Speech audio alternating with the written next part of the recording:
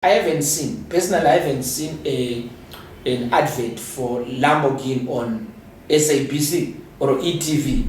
You must be able to lay on the table the benefits of why people should come to you.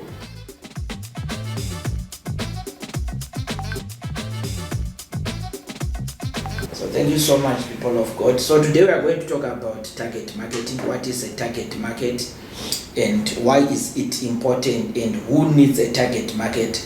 So I said a target market is a group of people that have been identified as the most likely potential customers to a product, for a product or a service, because of their shared characteristics such as age, income and lifestyle. So we are saying a target market is a group of people that has got something in common, and these people might be most likely that they will be your market. So I am saying there is a certain group of people that you have selected and target. These are the people that you know that they are most likely to buy your products. And I said identify the target market is a key part of decision making process when a company designs, packages and advertises its product. So when you have identified your target market, it's easier for you to design a certain product specifically for them. You might be able also to know how to package a certain product for them, and it also help you in advertising. When you are advertising, you know that these are the type of people that I am going to advertise to. Personally, I haven't seen an advert for Lamborghini on SABC or ETV. So they won't waste their time advertising on SABC because they know that the people who watches the channel, they won't buy. So there are 4 types of target market. You can break down according to demographic. I said these are the main characteristics that define your market. Everyone can identify it as belonging to a certain age group, income level, gender, occupation and educational level. Which means now if you target according to demographic, which means these people, they are a certain age group, they've got a certain income level, there's a certain gender, maybe it's male, there's a certain occupation, it's an accountant, maybe it's a certain level of education, like me, maybe they are ending matric. So you have identified a certain group. Number 2 is according to geographic. Geographic usually it's according to the place where they stay. That is the area where they live, which means demographic. There is a certain products which are bought maybe by people who stays in cold temperatures. There are certain type of people who buy a certain product because these people, they stay in maybe in hot areas. So you identify your target market according to the geographical area. Number 3, I said physiographic, right? This segment goes beyond the basic of demographic to consider. This is about lifestyle, this is about attitude, right? This is about interest and values. There are certain people who has got a certain value. There are certain people who has got a certain lifestyle that they live. Which means when you are targeting them, you are targeting them because there is a certain lifestyle that they live. There's a certain attitude, they've got certain interest. The last one I said according to behavioral. This is based on the past products or the past behaviors, which means you are targeting people because of their past behaviors. No wonder why if you buy something from shops nowadays. Yesterday we had sports day at church. So the guy said, hey, go and buy soccer balls. I went in a certain shop, right? I bought the soccer ball in a certain shop. When I bought in that shop, they said, can we have your details? After I have left the shop, I received an SMS. Thank you for buying from sports scene.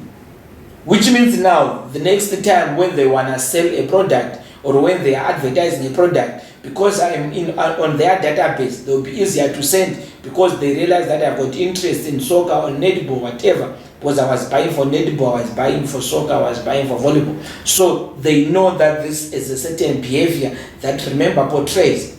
So these are the 4 types or 4 target markets: demographic, geographic, physiographic, as well as behavioral. So these are the four categories. But now, how do you know your target market? Now that we have got these groups, but how do you know your target market? Number one, I say you need to define your product or a service. Define your product or a service. You need to know the type of product and service that you sell. What do you sell? What products do you sell? What services do you offer? So you need to define your product. That's the first thing. You need to define your product. Number two, identify the benefits that people can derive from using your product. There are so many products out there, but now you need to people need to identify the benefits. If people are to use your product rather than using product A, what are the benefits? Why should people come to Maybe Holdings and not go to, for example, I saw my brother Brian watching here, not going to AMG. Why should people come to C, not go to D? So you need to identify the product. You must be to identify the benefits. You must be able to lay on the table the benefits of why people should come to you. Last time I was talking about unique value proposition. What are you offering which is different from the competitor? Why should people come to you and not to go to supplier A? So you need to know your unique selling product. Unique selling proposition. I mean, last time, if you go back and watch our Facebook videos, we did some videos, I think 2 or so, about unique value proposition. Number 3, I said analyze your current customers. Analyze them. Out of the 100 customers that you have got, analyze them. What's their age group? What's their interest? What's their income? What's their demographic? How do they behave? These ones, they will help you to push your product and to identify your target market. Analyze them. You might realize that there is a certain, maybe there are 2 groups. You might realize that maybe there are 2, most of your clients, if you arrange them according to the demographic, according to the physiographic, according to the behavioral, according to the geographic, you might realize that they are the same. They are almost the same. To us, we know that most of our clients for schools, we have got clients in different categories. We have got schools. The ones that we know for schools, most of them, they are in Soweto. We know that that's where most of our schools are. So it means out of the certain type of schools that we offer services, most of them, they are based in Soweto. So which means it will help us when we are marketing and targeting. When we are marketing, it's easier for us to get a new school in Soweto than getting another school in Alberton. We've got few schools in Alberton. We've got few schools in Jamestown.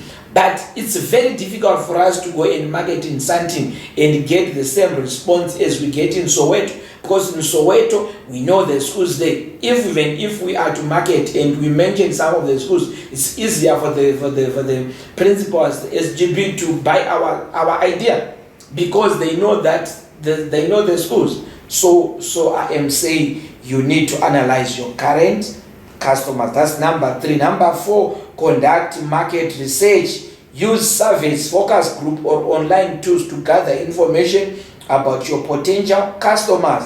Find out what they like and what they don't like, their buying habits, and how do they make their purchasing decisions. You need to conduct a market research. Sometimes it doesn't cost much to do a market research. Nowadays, we are in the era of social media. You know, sometimes I always do this. Sometimes I advertise not for people to buy a certain product, but just for what we call exposure. So you know that when we post something about soccer, there are certain people I know on my Facebook, even on WhatsApp. When I post something about soccer, I know there are some people who communicate. There are some people who write something there on the post about soccer because they are interested in soccer. If I go to politics, I know there's a certain group of people who are in politics. So when I go to business, I know there are certain people who respond to my post who are in business. So already with this, it's a small thing, but already it's a way you can be able to do your market research. You know that when we want to do business, I'd rather go to and speak to Mr. Madil rather than speaking to my GUMARE or something like that. I'm giving as an example. So you can help you need to conduct your market research. Number 5, I said analyze your competition. You need to know your competition. I always say this. Everyone has got competition. Know your competitors. You need to know them.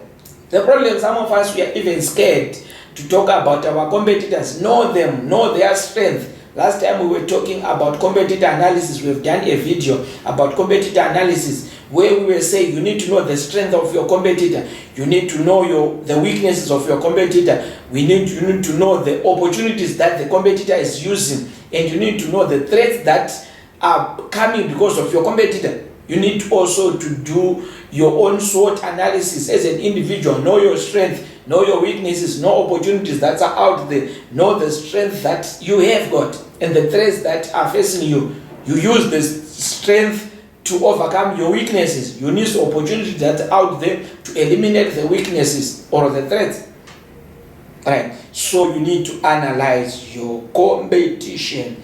Number 6, create customer persona. Now that you have done your research, you need to create customer persona. Create a certain type of people to say that my target market will be people in the age 18 to 30. They must be employed. They must be earning so much. Their positions must be so much. As it will be easier. Sometimes we do some specials on company registration. We know that there are certain people that we target, those who are not yet owning companies. We know there's a certain type of people that we target. So it will help you create your own customer personas. You have an ideal customer in your head. If you are to be asked or to go out and be told to explain the customer, do you have it in mind?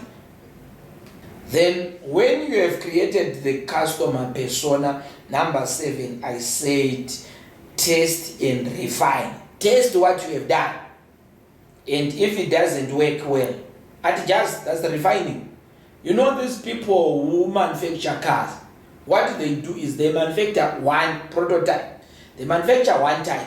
They manufacture one car in fact. They test the car to what they want it to be.